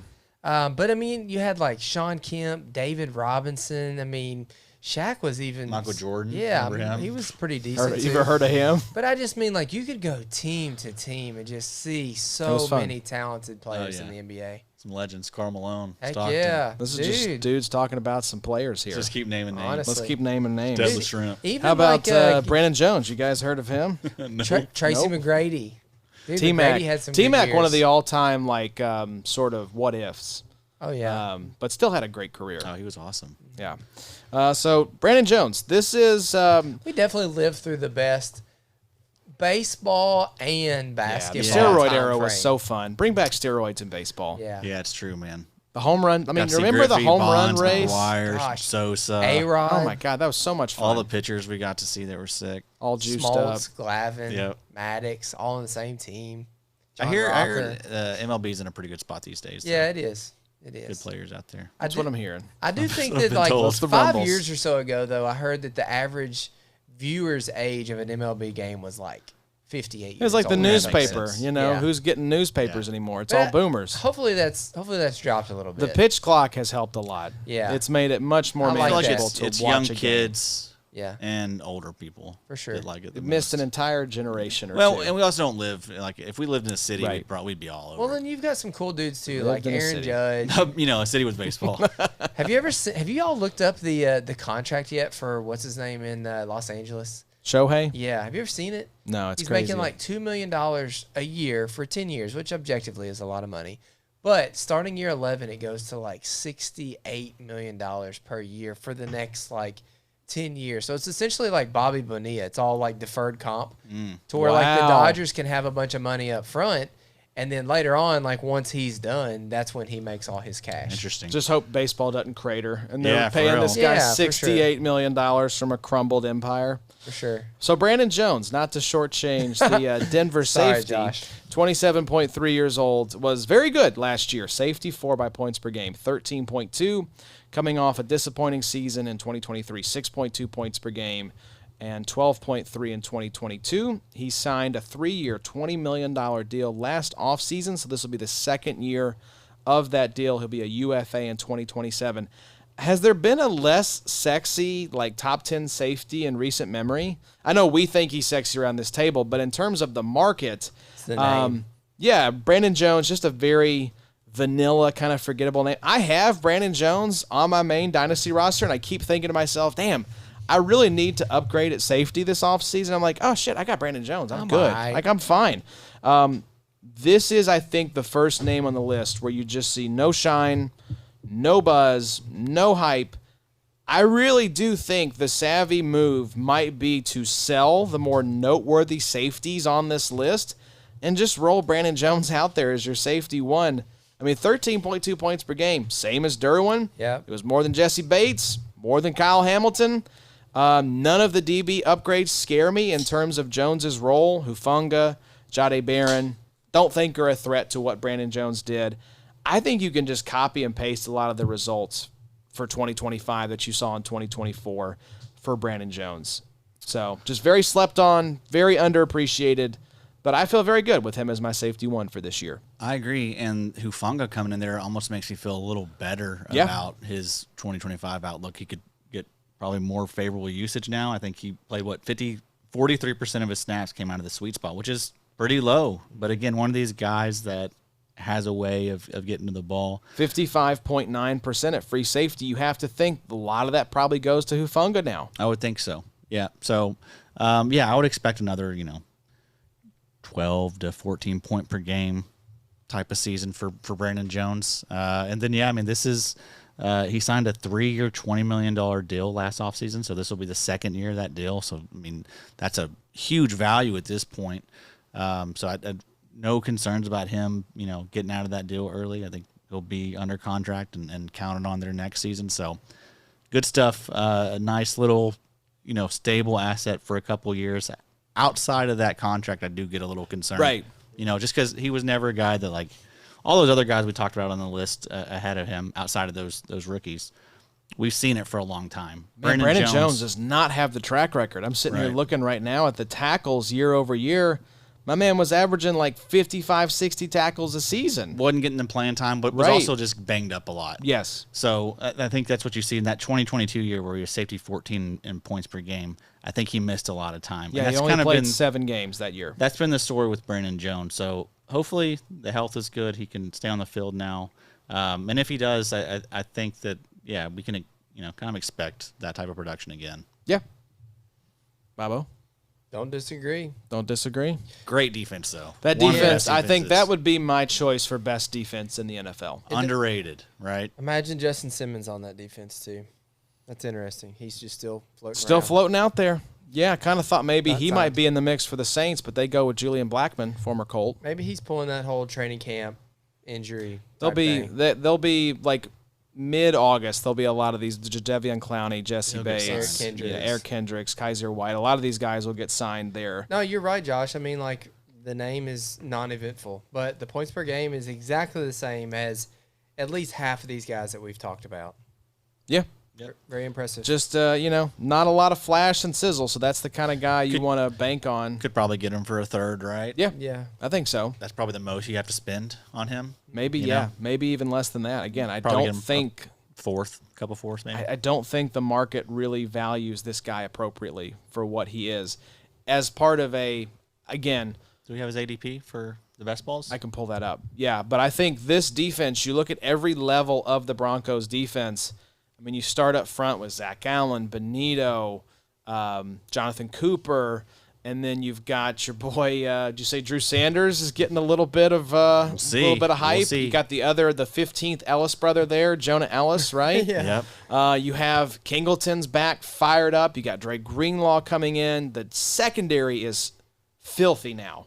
Yep. Between Brandon Jones, Talanoa Hufanga, Jade Barron, Pat Surtain, the reigning defensive player of the year. Riley Moss, one of the best white cornerbacks of all time. Yes. So I think this defense, assuming no catastrophic injuries, is a lock for a top 3, top 4 defense. Very, very good. So if there's a way for the Broncos to kind of stave off regression from overachieving a little bit in Sean Payton's first year, I think it's this defense that's going to help them do that. So, yeah, he is actually, funny enough, safety 10. Safety 10, DB 14. So that's fair. I think the market, is a little sharper maybe on him than I was expecting. So Good drafters in these drafts, folks. Right, that is true. This is maybe in your home leagues he gets a little more He'll slept probably, on. yeah, I bet he would. Safety 15 to 20 probably. You probably have him high in the best ball ranks, I would imagine. He's up there, yeah, for sure. I think He's an Macri option. has him as safety 8 going into this season. But so. Unfortunately for guys like Brandon Jones, just safety is usually not on my radar in the range that he goes in, right? Mm-hmm. I'm interested in the top guys at safety in redraft. Like I'm talking like, the big boys, and then I'm fading. I'll clock back in when we get down to like DB 45 and I'll just start hammering then, I'll get some Monty Hookers, some Chauncey Garner-Johnson. Yeah, be out you have there. him as safety 9 right now, DB Good. 11. Yeah. So I love that it's with him spooning here.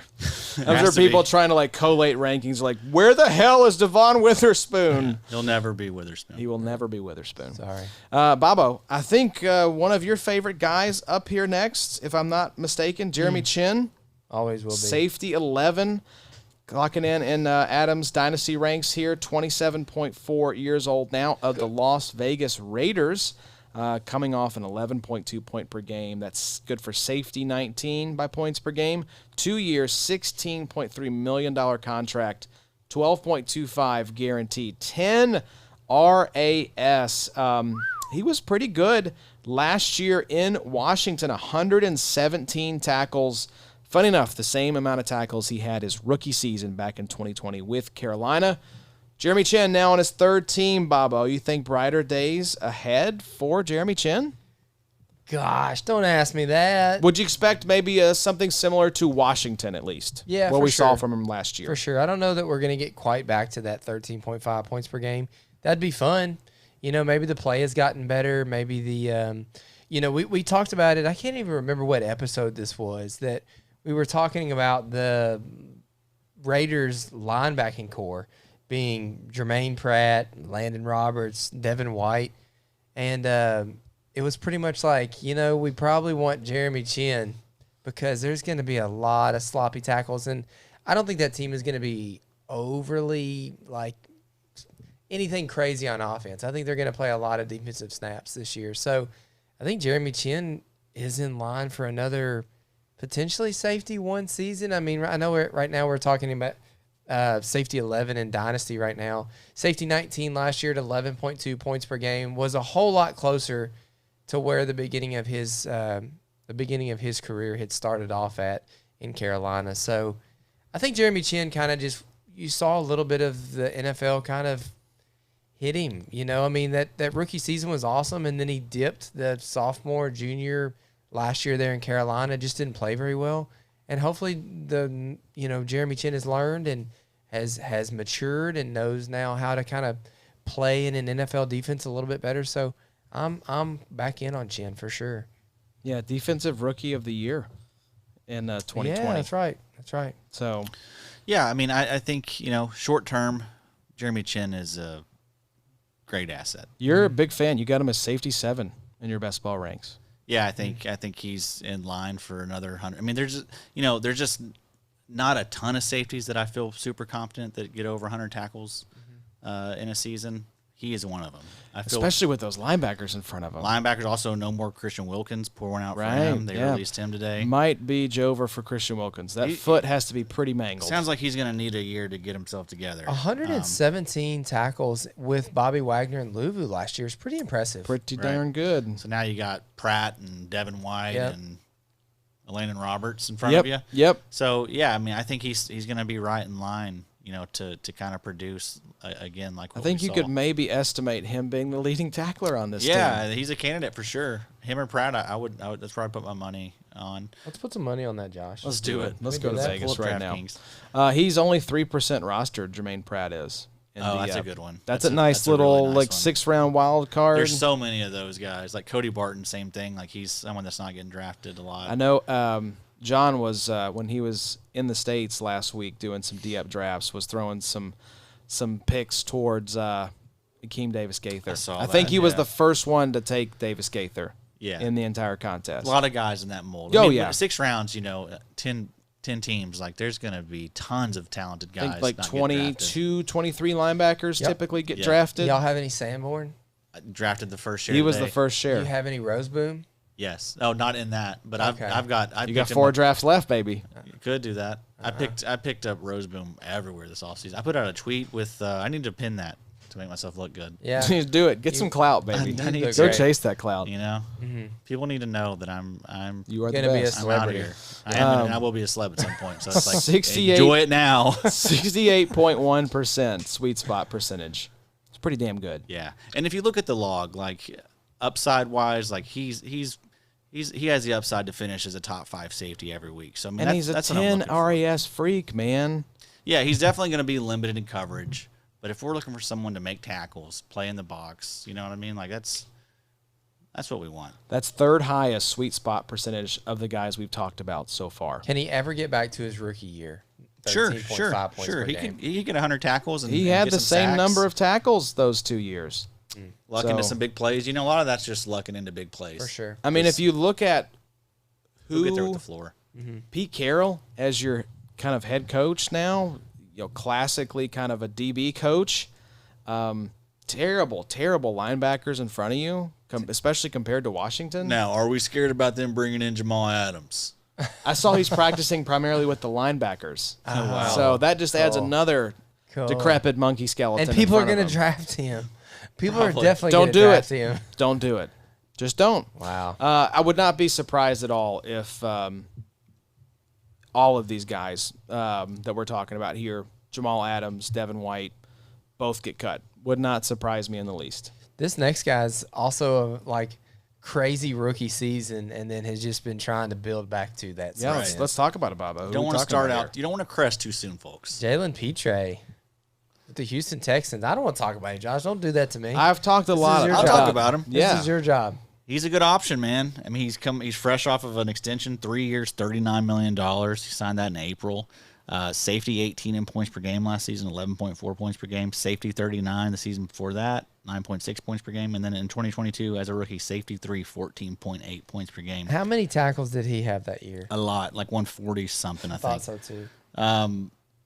Usage-wise for Jalen Pitre, just about as good as it gets, folks. 99% of his snaps in Right. the sweet spot. No free safety and no corner will do that for you. Right. 29% in the box, 5% on the defensive line, just 1% at free safety, 66% in the slot, and yeah, none at corner. So ideal usage. He's on a a young up and coming defense. Clearly they value him with that extension.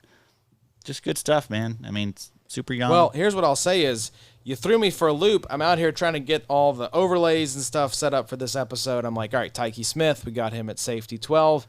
Adam pulls a little switcheroo. That fresh coat we were talking about moves Jalen Pitre up to 12. I didn't so- want to be too much of an edge lord. Like in my heart, I You know Tyke's a top 12. Taki and Cole Bishop both, I think, were know. inside, and I know. I pushed them both out, knowing that we're going to talk about them. But Jalen Pitre deserves it, and also Jalen Pitre has greater market value out of that group, I would imagine. He had a little bit of a resurgence, I think, in terms of public He was opinion. really good last year, and he got hurt towards the end of the season. But I mean, again, with them, bringing him back, like there's no real concerns about like health or anything like that. Like he's gonna be in this amazing role. I mean, he's pretty much a slot corner now. It seems like. Yeah, which is fantastic. And when he's not, he's playing in the box. Right. So yeah, sign me up for it. Sign me up. They did bring in C.J. Gardner-Johnson. Yep. So that's worth monitoring. But I think this role is pretty well established. Yeah, I think for so. Jalen Pitre. And Jalen Pitre, like, you know, you look back at his college stats, like the dude was unbelievable. He's known how to fill it up everywhere he's been. So I think he's a safe, solid back end safety one for us in Dynasty. There you go. Kind of one of those players. I don't know how much longer we'll be able to call him a safety. Yeah, because I do wonder if he'll get reclassified on some of these platforms. We need to do it on RSO if he hasn't been. For sure. Yeah, he probably, because according to, this alignment, my man was a slot cornerback last year. So wait, do you have him? If not, we're leaving him as a safety. Leaving him there. He probably does. Yeah. Look at that face. Yeah, we're just dropping him from your team. Killer. Well, let's do some quick hitters here, boys, to wrap up, because I know, Addie, like you said, you wanted to give some love to some of these guys that you unfortunately had to bump down the ranks a little bit, starting with Buffalo safety, Cole Bishop. You're probably higher than, I would say, 99% of other IDP analysts out there. For sure. You know, most analysts, if they don't get immediate, you know, return, they're out. Bust. Right. Big old bust. Not this guy. No. We were hyped about Cole Bishop. Also hyped about Tyke Smith, folks. Remember, I know Cole Bishop hasn't hit yet, but I think he's going to. All the hype you're hearing is that Cole Bishop looks primed to take another step. He kind of has to. I think they're banking on Cole Bishop. They did use a second-round pick to bring him there. But they brought DeMar Hamlin back, but it was like peanuts. Like it was backup money. So, yeah, everything you're hearing, all the drum beats are telling us that Cole Bishop is going to be the man there. And we saw him come on towards the end of last season. Played in the playoffs, played well, racked up some tackles. I think he's gonna be pretty good. 9.88 RAS. People forget this. Ideal size, 6'2", 206. Good tackler, good leader. Can sprinkle in some big plays. I think that he's gonna be talked about a lot more this offseason, or this.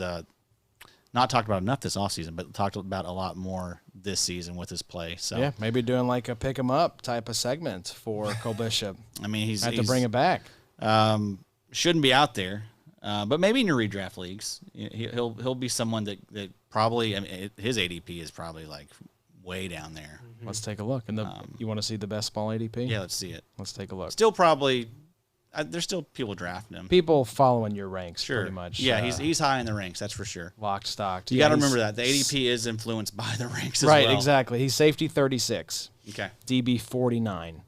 So, yeah, that's solid. I mean, we'll that's outside the range of starting safeties if you assume one per team. Right. You know, and I like that. And he has massive upside. So that would be a guy that like I'm targeting in these best balls because he has easy upside to outproduce that. The DeMar Hamlin contract was like, hey, bud, we're just going to do right by you the rest of your life at this point. We really don't want to do this, but you did almost die. Right. You did die, and they had to bring you back on the field, so we're going to pay you forever. DeMar was pretty decent last year.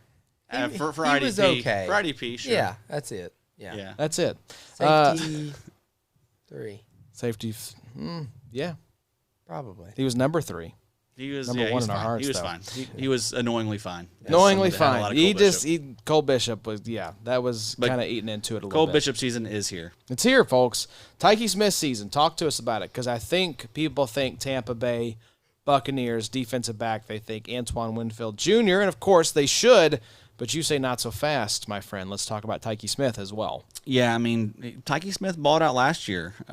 He was a guy that stood out to me whenever I got to watch a Bucs game. A guy that mainly thrived in the slot. 99% of his snaps in the sweet spot. That was also the same as it was in college. He was awesome usage in college. Also about his college, like, dude came in and produced immediately at West Virginia.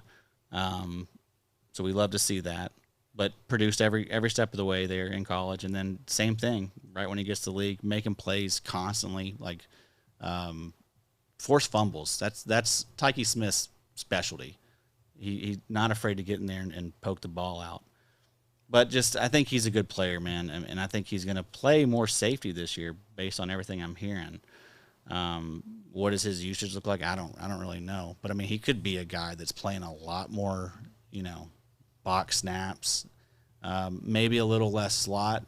They have an interesting mix of people there. They do. They really do. That's what's tough about Tyke Smith. But I like Jacob Parrish a lot too. They brought him in the third round. They have Christian Isian. Yeah, he's penciled in right now as their starting strong safety for our lads. So that could be filthy. That could be nice. Tyke Smith alongside Antoine Winfield.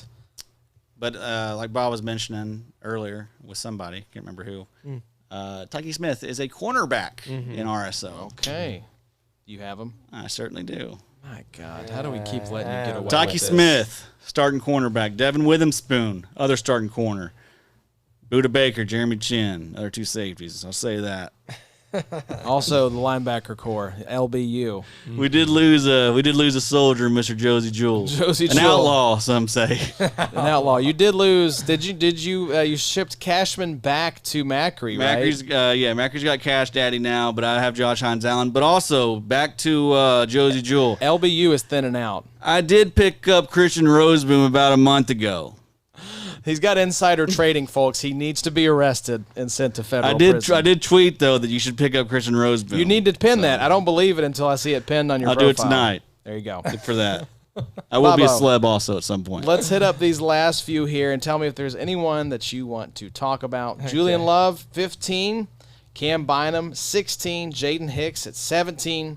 Trayvon Morag at 18. Xavier McKinney, 19. Josh Metellus, 20. Grant Delpit, 21. We can go That's all you get. That's all you get, just the names. We're giving you a little peek behind the curtain here on the rankings. Any of those kind of tickle your fancy on the dynasty side? I feel like you need to talk about Cam Bynum. Do I though? I mean, y'all paid him a lot. I tell you, I kind of am excited for Bynum. I think Reminds so too. me a little bit of the Jesse Bates. Yep. Okay. Move to Atlanta. I have heard how crucial he is going to be. Lou Anarumo famously coached Jessie Bates in Cincinnati.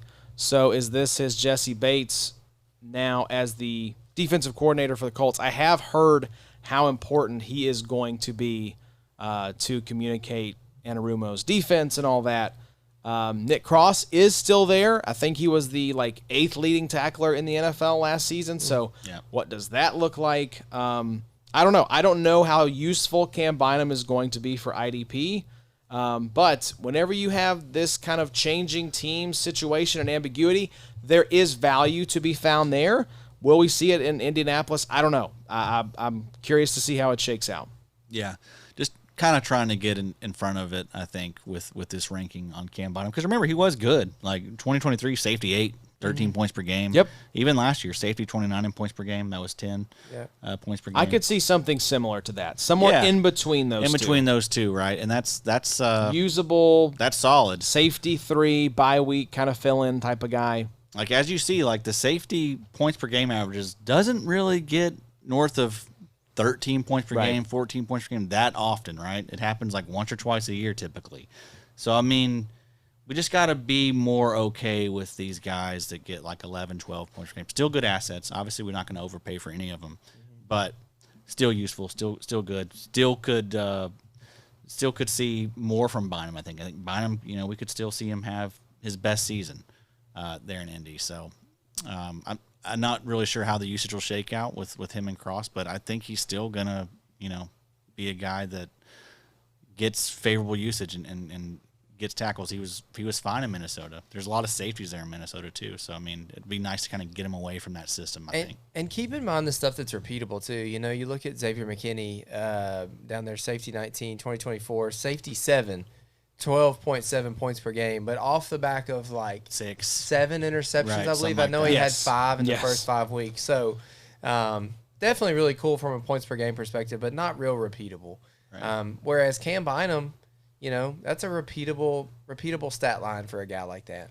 Oh, I think one of my favorite tweets, I might have brought it up already this offseason, was from Brett Coleman, who said, I can't tell you how many times watching the Packers defense, they were completely bailed out by a wild Xavier McKinney interception. Yeah. So Not something I want to bank on, like you said, is that interception luck.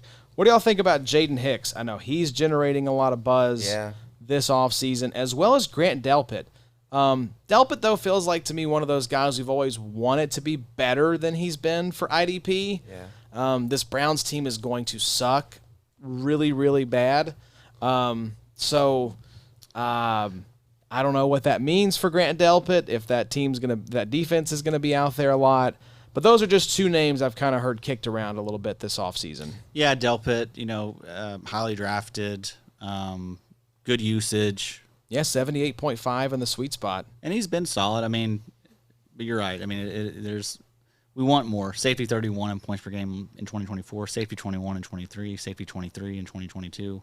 Yeah, I mean, you look at the point per game averages starting in 2021, 7.1, 11.4, 11.6, 9.9. Yeah. That's fine. There's like a safety 2, safety 3 option. Yeah.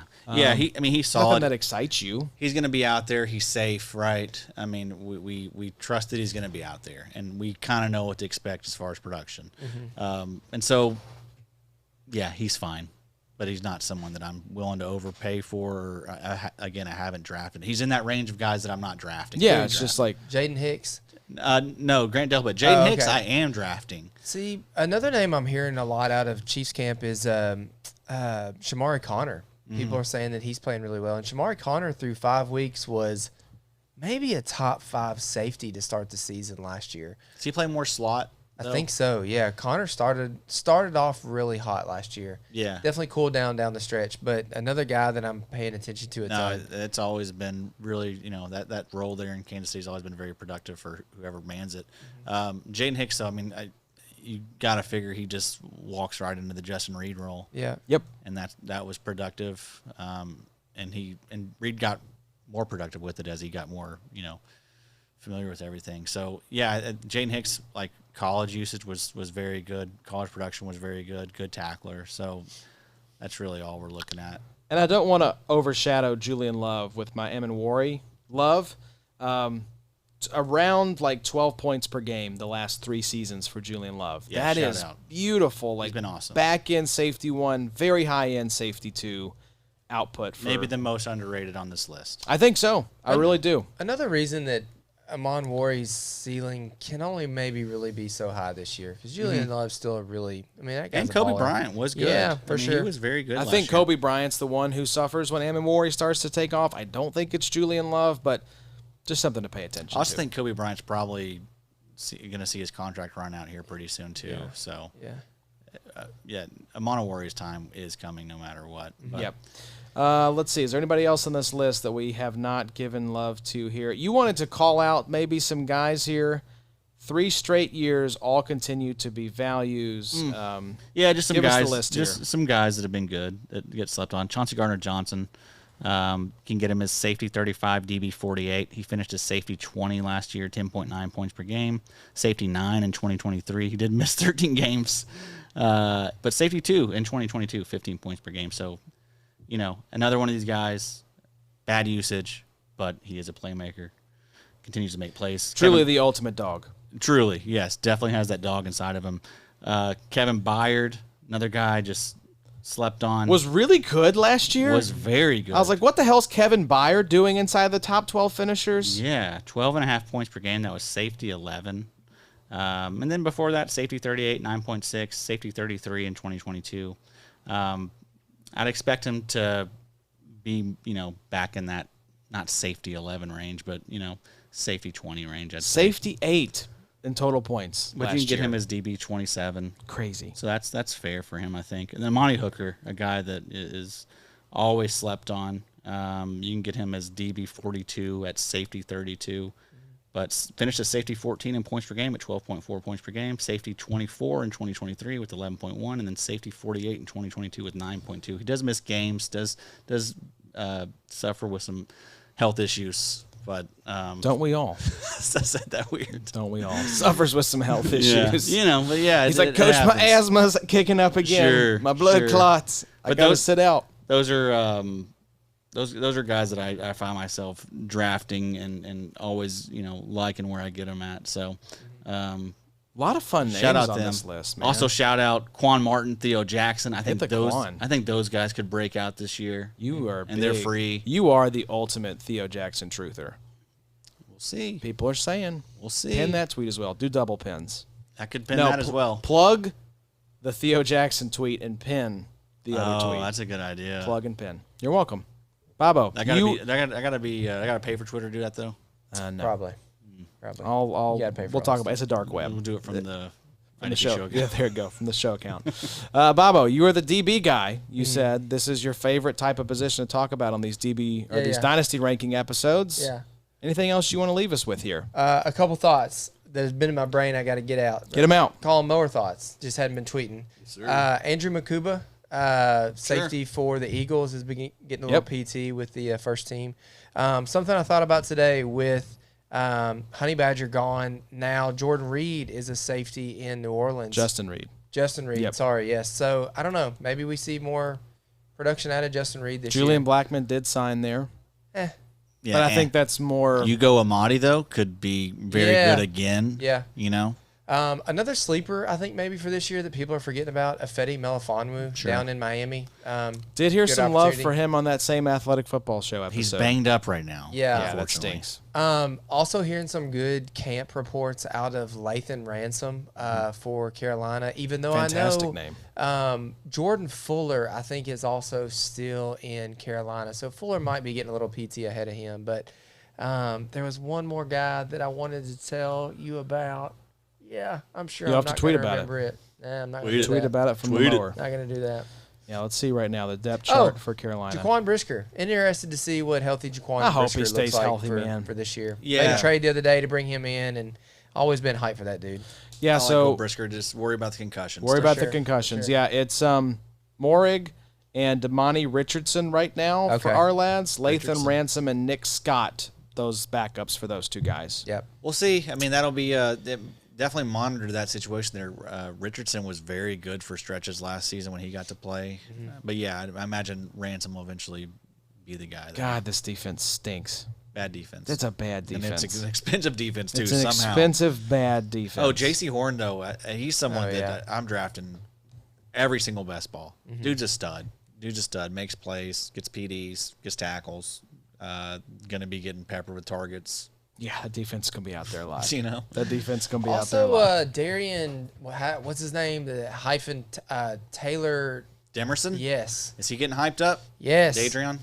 I think he could be a nice little sneaky guy to grab. He's a good ad now, just because Jalen Thompson will certainly be out of the door next season. Yes. And Budda Baker, you know, we talked about him, but his cap hit versus dead cap, that's about to get to a spot To be where upside down. Right. I think that's the most fun thing about defensive back is that, like, there's so many of them that it's like, Especially it on could sleeper. be. Yeah, where they're all lumped together. that's why you don't overpay, just because Yeah. there's all these guys that can turn. I mean, half the list was a bunch of guys that you probably could have picked up off waivers at some point, you know.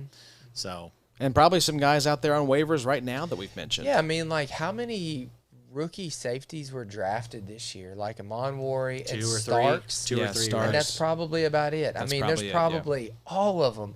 Makuba right now is available, probably. And Makuba was like a back of the second, I think. yeah, Maybe last the- pick of the second. I think it was a compensatory pick, actually. Yeah, probably so. And he's basically like Chauncey Gardner-Johnson. Exactly. Pretty much. So. Exactly.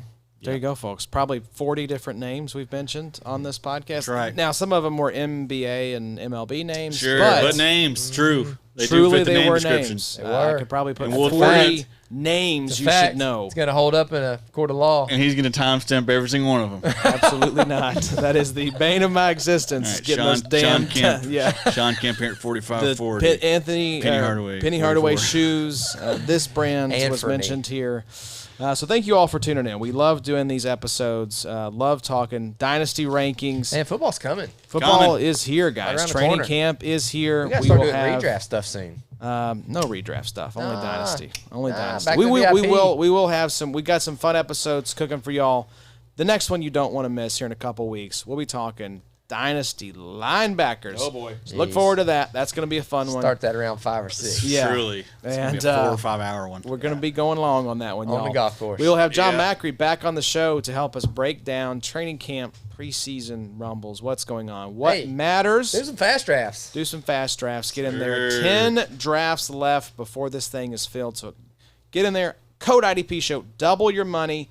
And, stake your claim. Try to win the $2,000 grand prize. So Right. shout out to Fast Draft for making that happen. I like that on top of the headphones. It's You good. like that? It's a good look. It's a I good like it. look. It's a My head's strong look. warm. Feels good. A lot of good stuff, though. Draft Kit has been updated all off-season for you all, $5 a month. So if you've got a draft coming up, I know we're kind of headed into draft season, pop over there, $5 a month. We're going to take care of you guys. After $5. show, IDP drafts coming next week. Too Lots low. of good stuff. Too low. Coming down the pipe. Get in there before these two make me raise the Too price. low. So, but y'all go enjoy the football. Hop on the Twitter timeline. Check out the clips. Football is very close. We got the Hall of Fame game coming in like a week. So the football, Wow, really? It is back. It is happening in July this year, which is pretty crazy. So the football is right around the corner. By the time you guys hear from us again, we will have watched a professional football game. So let's enjoy it, y'all. But until then, y'all take care, and we'll see you soon. It's the IDP show. Now you know.